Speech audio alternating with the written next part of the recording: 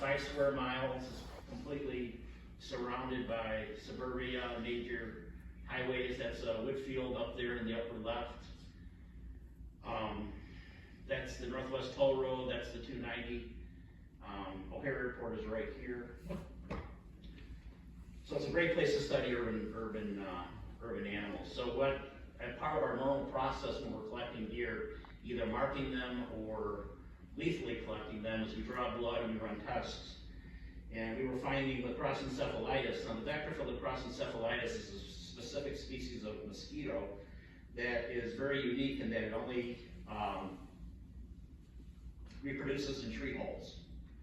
And once it leaves the tree hole, it doesn't go more than 150 meters from its natal source.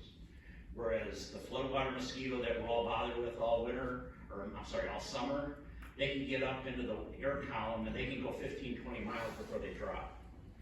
These guys are very, very local in their behavior. So what we were able to do was we were able to trap deer at a couple of sites. So those two boxes were the deer trapping sites. We put radio collars on the does, and here's the home ranges of each individual doe.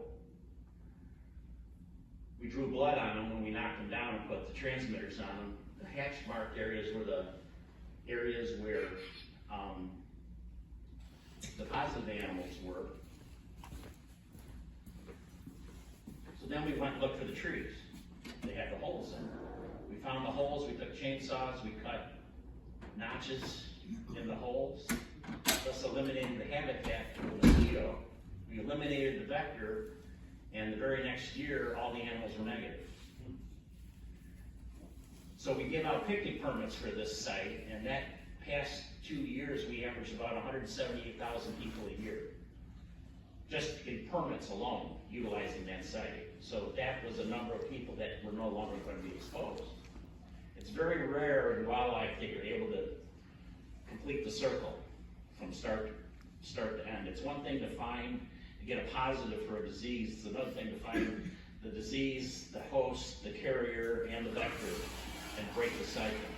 This is one of the few examples that we're able to do that. Avian influenza is another one that we've been involved with.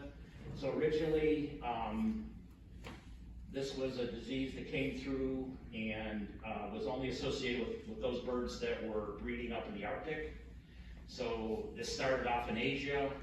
All those birds go in the Arctic. They co-mingle with our birds that go to the Arctic. So basically we're talking about a lot of shorebirds initially, but they're all marsh birds. Nobody goes in the marshes in the summertime because they're full of heat and bugs and mosquitoes and everything else. So we're basically the only group that's going into the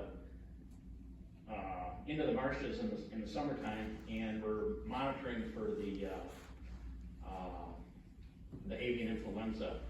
3 years ago, we had the largest outbreak of avian influenza in North America. We involved over 2,300 birds at that Baker Lake site that I showed you before. For whatever reason, right there and nowhere else, we still don't understand why, they got wiped out, and the birds that replaced them continued to fish, not locally, but fish from the places that they emigrated from.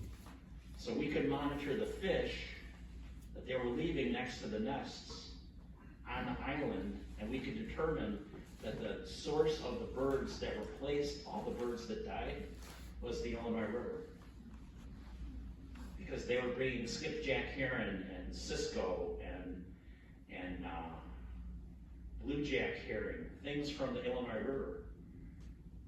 So they weren't hunting in Barrington, they were hunting back down in the Illinois River. So here again, think about the possibility of disease movement across the landscape. These are things that you only find out if you're actually out there looking for them.